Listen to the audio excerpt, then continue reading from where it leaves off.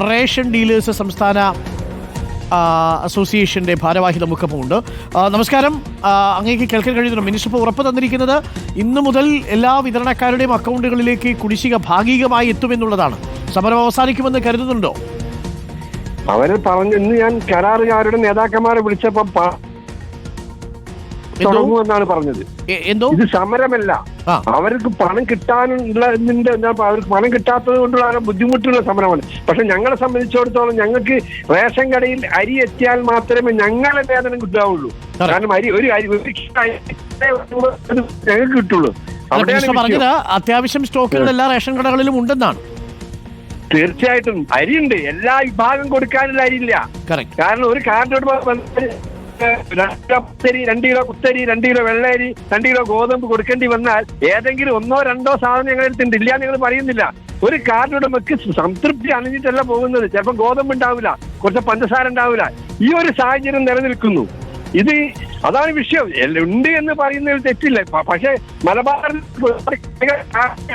ഒരുപാട് കടകൾ തീരെ അരിയില്ലാത്ത കടകളുണ്ട്. ഈ തൊഴിൽ സമരം ഒക്കെ അവിടെ കൂടിയിട്ട് ഇതിനൊരു ശാശ്വത പരിഹാരം കാണുന്നു. കേരളത്തിലെ മുഖ്യമന്ത്രി ഇക്കാര്യത്തിൽ ഇടപെടണം. കാരണം 22 ദിവസമായി റേഷൻ വ്യാപാരികൾ ഒരു ദിവസം പണി മുടക്കുമെന്ന് പറഞ്ഞപ്പോൾ ഞങ്ങളെ തൂക്കിക്കൊല്ലാനാണ് ഗവൺമെന്റ് തീരുമാനിച്ചത്. അവിടെ ഇതല്ല, 22 ദിവസമായിട്ട് പോലും ഒരു നടപടി ഇതുവരെ ഉണ്ടായിട്ടില്ല. രാഷ്ട്രീയ നേതൃത്വം പ്രതികരിച്ചിട്ടില്ല, ഇന്നിപ്പോ ഭാഗികമായ പൈസ കൊടുത്താൽ ഈ വിതരണക്കാര് അവരുടെ ആ പ്രതിഷേധത്തിൽ നിന്ന് പിന്മാറുമോ? പിന്മാറുമെന്നാണ്. അവർക്ക് പൈസ കിട്ടിയാൽ അവർ പിന്മാറും. അവരെ വിഷയം ഈ ലോറിക്കാർക്ക് പൈസ കൊടുക്കേണ്ടതില്ലേ? ലോറിക്കാരുടെ പ്രശ്നമാണ്. അവർക്ക് ഡീസൽ അടിക്കാൻ പൈസ ഇല്ല എന്നാ പറയുന്നത്. ഒരു ഭാഗത്ത് തൊഴിലാളികൾ, ഒരു ഭാഗത്ത് ഇത് തീർന്നാൽ തന്നെ ഏറ്റവും കൂടുതൽ ബുദ്ധിമുട്ട് അനുഭവിക്കുന്നത് ഞങ്ങളാ.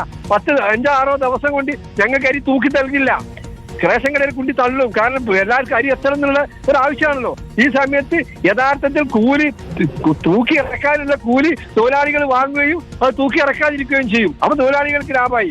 ഇതാണ് അവസ്ഥ. എവിടെയും തൂക്കണ്ട. മിനിസ്റ്റർ പറഞ്ഞതിൽ നിന്ന്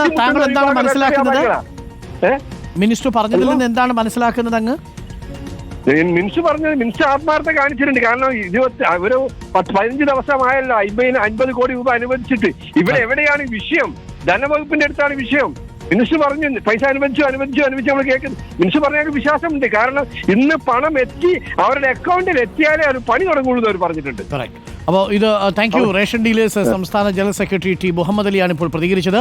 വിതരണക്കാർക്കുള്ള പണം ഭാഗികമായി അവരുടെ കുടിശ്ശികയിൽ നിന്ന് കൊടുത്തു തുടങ്ങും, ഇന്ന് അക്കൗണ്ടുകളിൽ എത്തുമെന്നാണ് അല്പസമയം മുമ്പ് മിനിസ്റ്റർ നമ്മളോട് പറഞ്ഞത്. പുതുപ്പള്ളി തെരുവിൽ പാലക്കാട് നിന്നും